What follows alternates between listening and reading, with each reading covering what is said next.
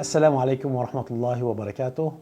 أنا الدكتور نادر بوتو، أخصائي بأمراض القلب وأمراض القسطرة، ومطور طريقة العلاج الطب الشامل الموحد الذي يشمل بين الجسد والنفس والروح.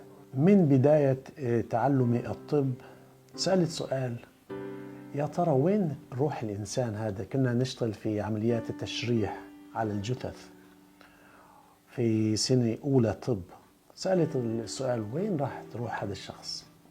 فصديق قريب علي بقول لي: روح هاي يعني تعابير لأشخاص اللي هن بدائيين، فيش إشي من هالشكل. روح في عمليات كيميائية بيوكيميائية، في عمليات إلكترومغناطيسية، لما بتخرب بتصير في المرض، ولما بتوقف بتصير في الموت. فقلت: يا ترى كل هالناس هدول، ملياردات الناس اللي في العالم اللي بيآمنوا بوجود الروح، كلياتهم غلطانين؟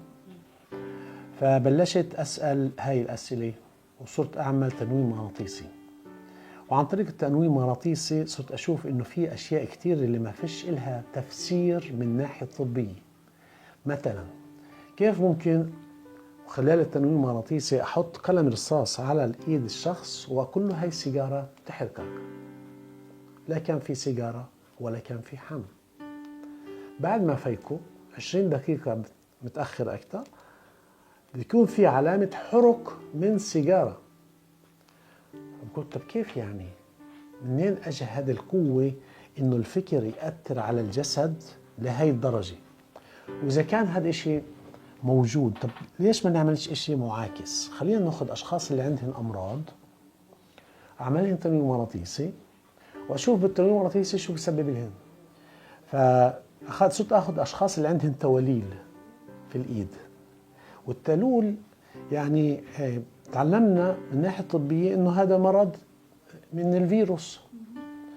فكنت أقول لهم بعد 10 أيام التواليل بتختفي. وبالفعل الأشخاص اللي عملت لهم تنويم مغناطيسي بعد 10 أيام التواليل تختفي. طب قلت: كيف ممكن الفكرة ممكن تأثر على الفيروس وتطيبه؟ طب إذا بقدر أعمل هيك على الفيروس، ليش بقدرش أعمل مثلا على الشخص اللي عنده الربو، أزمة، أو شخص اللي عنده التهاب بالركبة، أو ست اللي عندها سرطان بالثدي؟ شو الفرق؟ فمن هذا المنطلق قررت البحث عن وجود الروح حتى أفهم إيش هي الروح. فانكشفت أول طريقة لوجود الطاقة الحيوية، وهي الطاقة الحيوية ما فيش إلها تعابير في الطب الاعتيادي. يعني صرت أقرأ عن الطب الصيني، عن الطب الهندي، بيستعملوا الطاقة في مسارات الطاقة، في مراكز الطاقة، كلها بتحكي عن الطاقة. طب هاي الطاقة شو هاي؟ فمن ناحية علمية ما كانش في لها تفسير بالمرة، يعني كانت وكأنها فلسفة، وهي الفلسفة استعملت خلال آلاف السنين وأعطت نتائج إيجابية. طب بقول: إذا أعطت نتائج إيجابية ليش ما نستعملهاش؟ ليش ما نتعمقش فيها ونفوت أكثر حتى نفهم كيف هاي بتشتغل؟ لأنه الإشي اللي بيساعد المفروض من ناحية طبية نستعمله، والإشي اللي بيساعدش المفروض إنه نوقف من استعماله. بس اللي بيصير اليوم من ناحية طبية، مع إنه في شغلات كتيرة وفي أدوية كتير اللي بتساعدش، بنكمل في استعمالها. فبسأل السؤال: طب ليش يعني؟ فبتضح انه النظرية اللي مؤسس عليها الطب الاعتيادي هي نظرية ميكانيكية، اللي بيوميديكاليتي اسمها، اللي بتتمركز على اعطاء الادوية لعلاج عوارض المرض. يعني احنا بالطب بنعالجش ولا مرض، بس نعطيه الدواء حتى العوارض تختفي. واحد عنده ضغط دم عالي لازم اعطيه دواء طول الحياة، واحد عنده سكري لازم اعطيه دواء طول الحياة، واحد عنده كوليسترول عالي طول الحياة، وهكذا. يعني كل مرض احنا بنحوله لمرض مزمن بدون ما نحل المشكلة الأساسية اللي بسببها ظهر المرض. فشو اتضح؟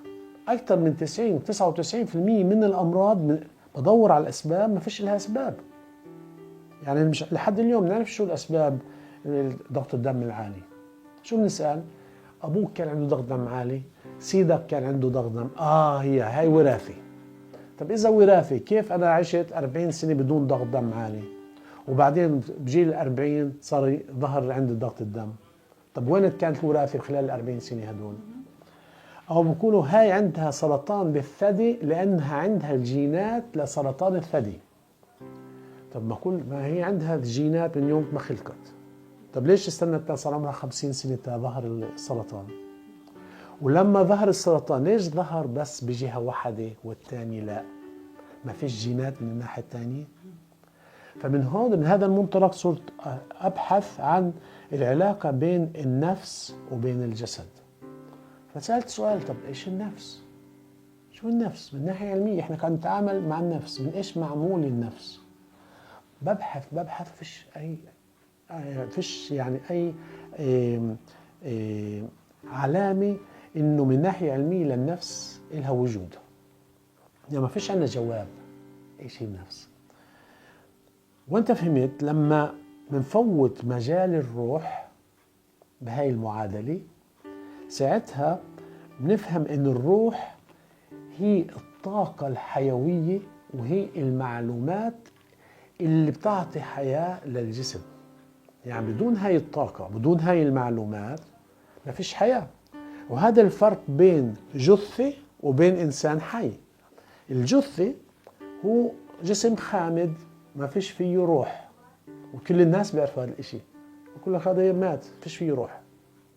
طب ايش هي الروح من ناحية علمية؟ فلقيت انه ممكن نحكي عن الروح بمصطلحات علمية كاملة. ممكن نقسم الروح لثلاث أقسام. في عندنا روح حيوانية، روح إنسانية، وروح القرين.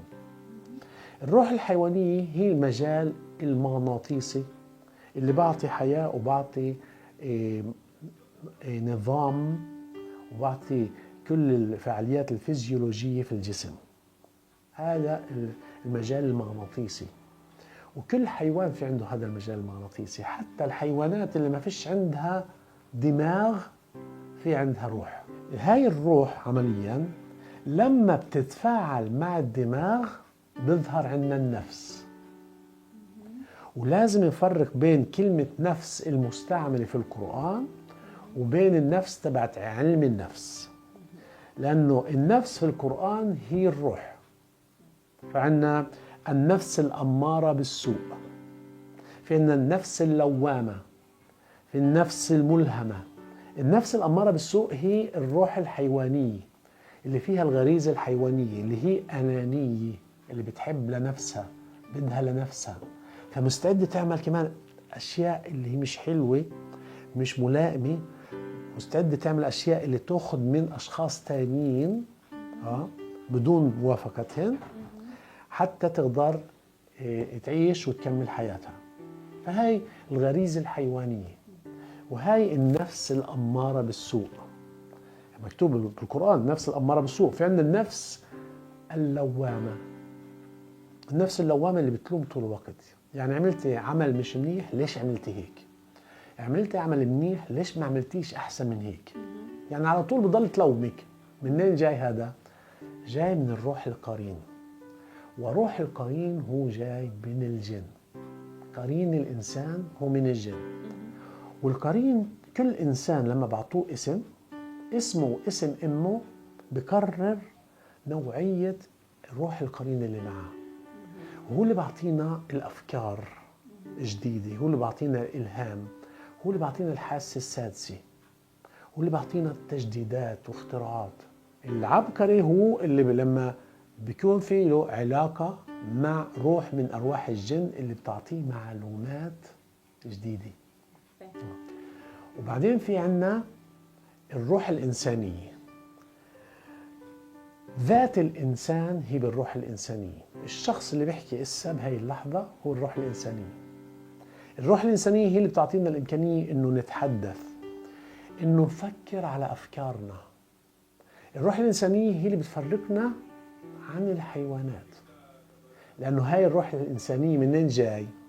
جاي من النور، وهي جاي تعمل عملية استكمال في الحياة. يعني احنا جايين على الحياة، وهي السؤال الأساسي اللي لازم نسأله: لإيش أنا جاي للحياة؟ شو الهدف؟ لأنه إذا ما سألتش هذا السؤال بروح بضيع 1000 مرة وبعاني ومش عارف ليش بعاني. ليش؟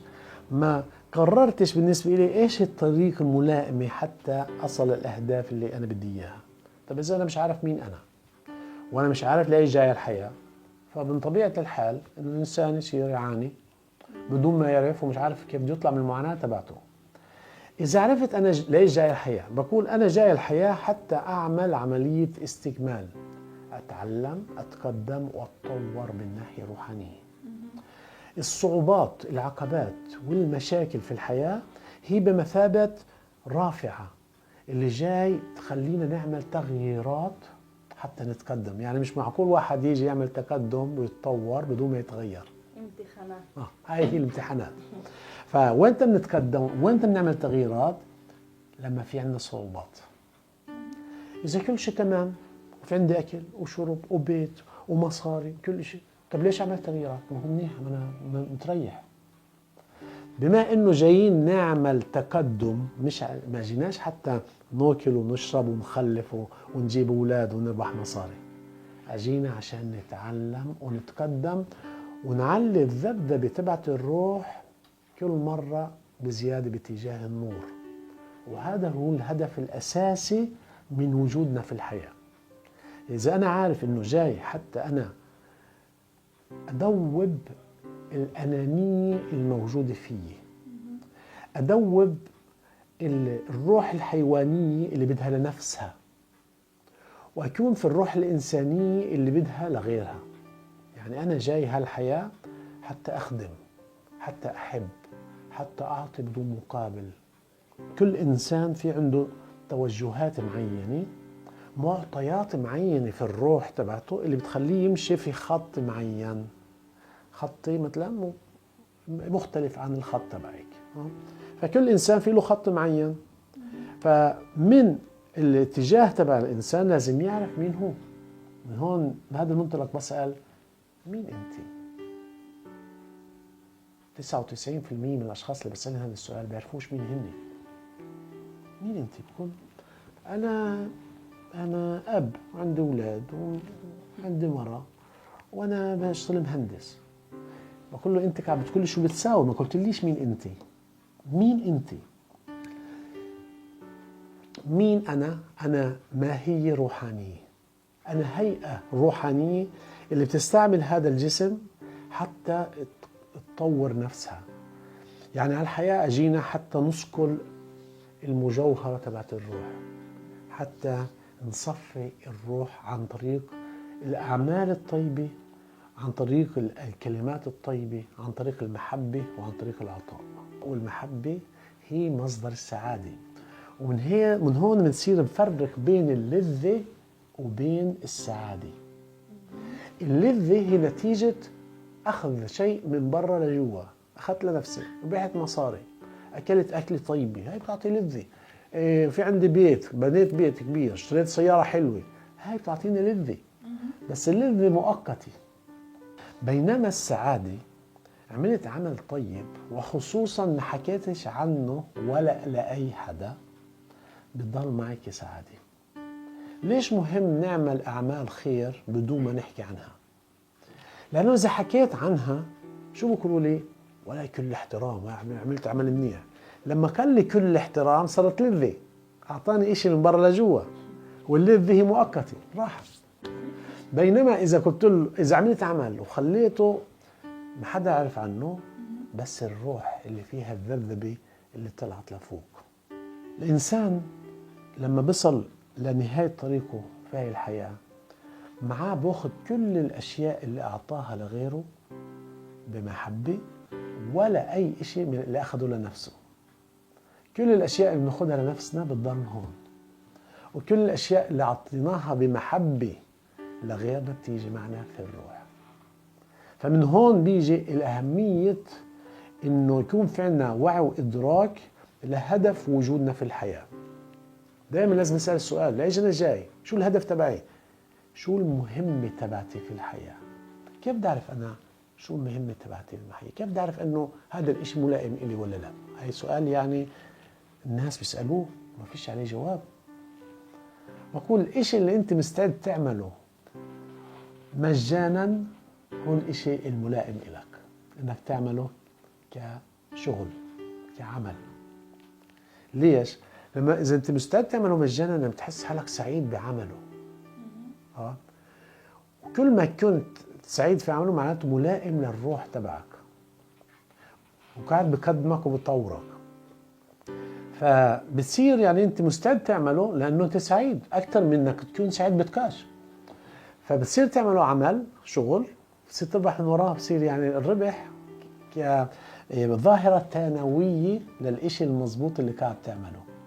يعني المصاري بتبطل هدف في الحياة، بتصير علامة إذا أنا ماشي صحيح بالاتجاه الصحيح. كل ما عملت إشي اللي إلها علاقة بالروح كل ما نجحت أكتر وصار في واكتسبت أكتر من ناحية مادية. كل ما بدي أعمل أشياء عشان أكتسب مادي بدون ما يكون موصولة من ناحية روحانية كل ما كان في عندي صعوبات أكتر في الحياة. ليش؟ حولت المادة لهدف. لما الإنسان بيعمل إشي المربوط في الروح بحس السعادة وبصير يتطور ويتقدم، وكل ما تقدم أكتر بصير في عنده صبر أكبر لغيره، وبصير يتفهم غيره ليش قاعد بيتصرف بهذا الصورة. أحداث بالحياة، وهاي الأحداث عمليا جاي تصفي لي روحي. بدون شك بتكون أحداث اللي ممكن فيها صعوبات، فيها عقبات، فيها مشاكل. هذا شيء طبيعي، جايين الحياة بهذا السبب. إذا تقبلتها هاي الصعوبات في عندي إمكانية إنه أتعلم عن طريقها. إذا رفضتها بتصير أزمة. يعني الأزمة النفسية جاي نتيجة رفض إيش اللي ربنا أعطانا إياه حتى نتعلم عن طريقه. فإذا تقبلته زي وكأني رحت على الجامعة وتقبلت الأسئلة تبعت الامتحان. إذا وقفت قدام البروفيسور وقعدت أتجادل معاه ليش أعطيتني هاي الأسئلة بزتني برا، وبلاقي نفسي بستنى لازم أعمل امتحان كمان مرة مع بروفيسور اللي هو غضبان علي. إذا تقبلتها في عندي إمكانية على القليل إنه أمرك الامتحان. فحتى لو مرقت الامتحان 6/10 مرقته خلص. لما مرقت الامتحان معين بدور على الامتحان الجاي إنه أمركه. وبهاي الطريقة إحنا بنتطور ونتقدم. كيف نعرف إيش هن الامتحانات اللي الأشخاص ما مرقوهاش؟ في عنا عدة طرق. الطريقة الأولى هي عن طريق علامات المرض أو المرض نفسه، لأنه كل أزمة نفسية لها عنوان محدد في الجسد. وجعني هون كتفي، هذا الوجع على الكتف نتيجة تسكيري بخط الطاقة. خط الطاقة اللي بمرق من هون اللي له علاقة بالرية الشمال وله علاقة بخط الطاقة تبع المصران الغليظ. هدول خطوط الطاقة، هذا تبع الرية وهذا تبع المصران الغليظ. الرية له نتيجة خوف من الترك، انه ينترك عن طريق امه. الناحية الشمال هي الانثوية. فاذا عرفنا المشكلة فلكل عضو، مثلا القلب، انا دكتور اخصائي بامراض القلب وطول الوقت يعني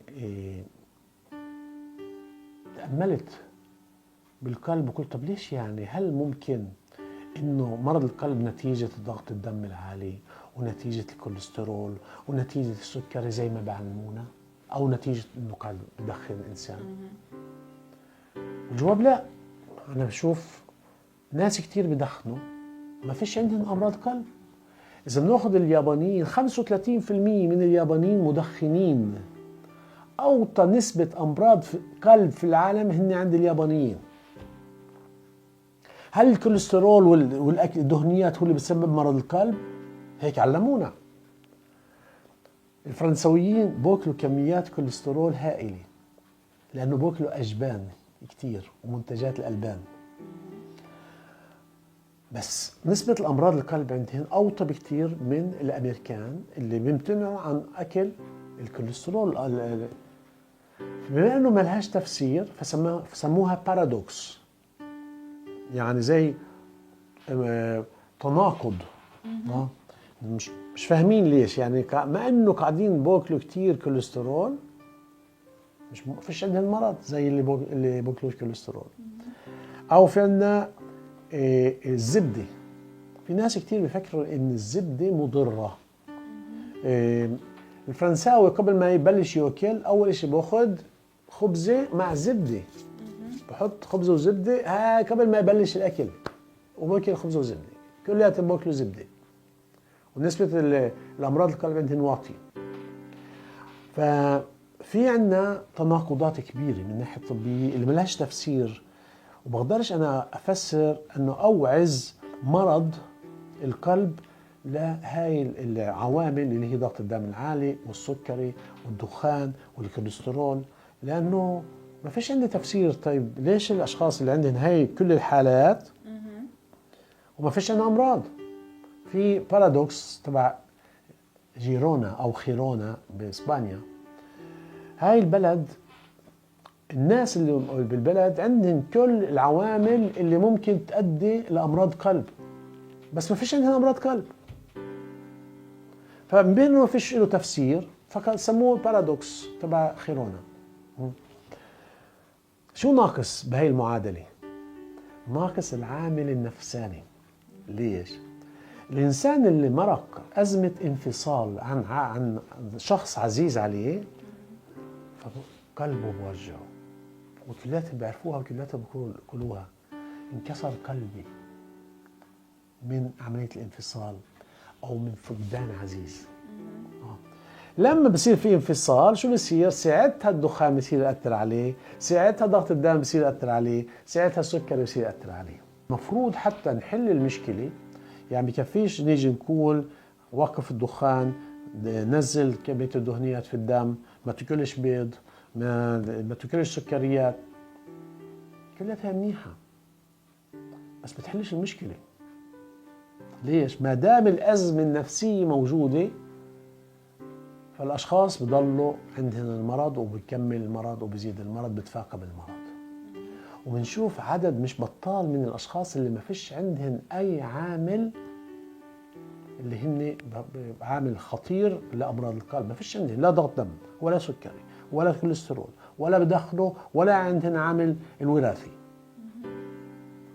بقول له دكتور بس أنا بعمل رياضة وبتريح وبلعب تنس وباكل، حتى باكل يعني نباتي، ما صبش بالمرة اللحمة.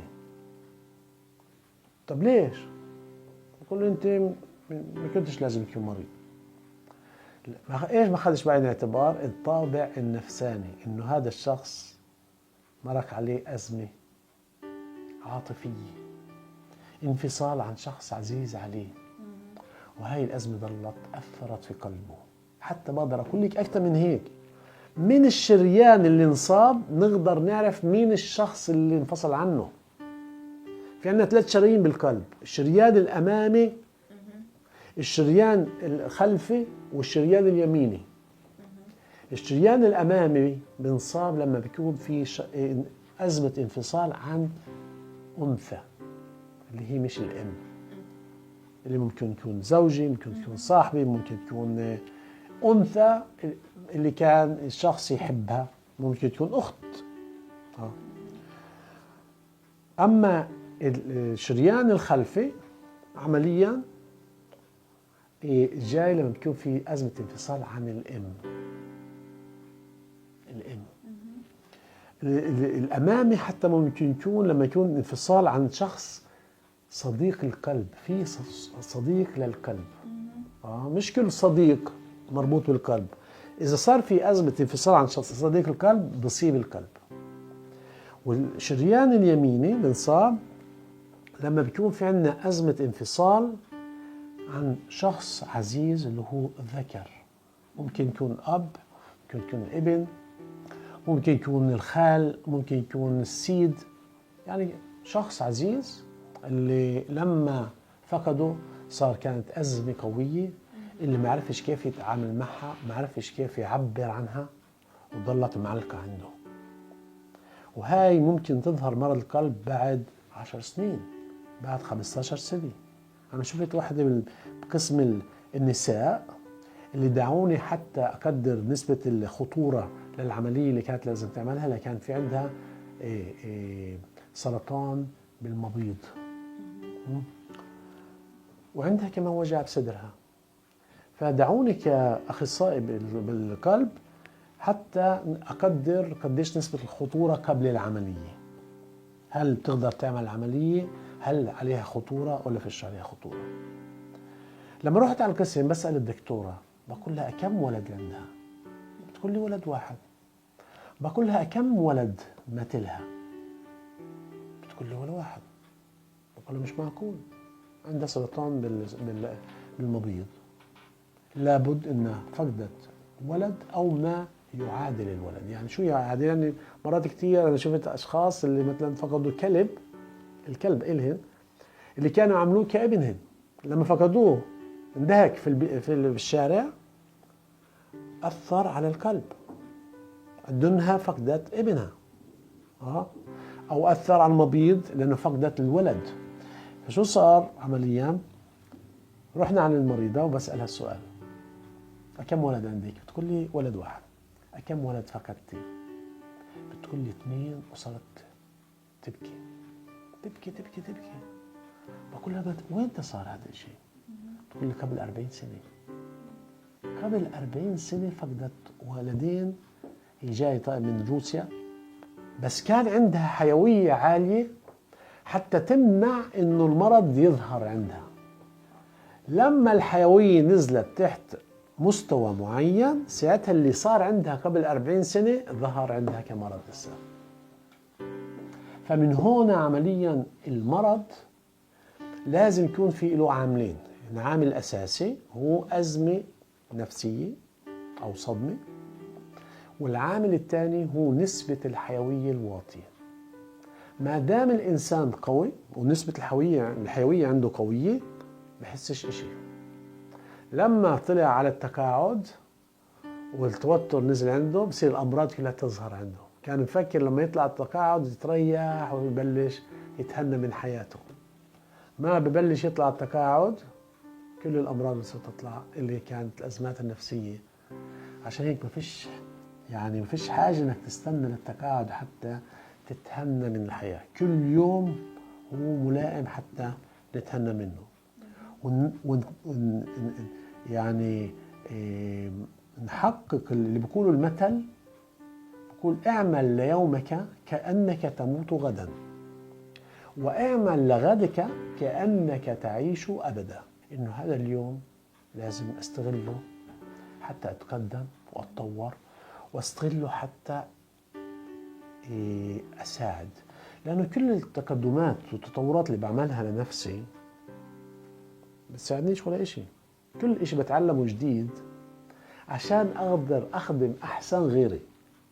يعني مش كان بتعلم عشان أنا أصير أكبر، أنا أصير مهم. بتعلم حتى مساعدتي لغيري بتصير أكبر.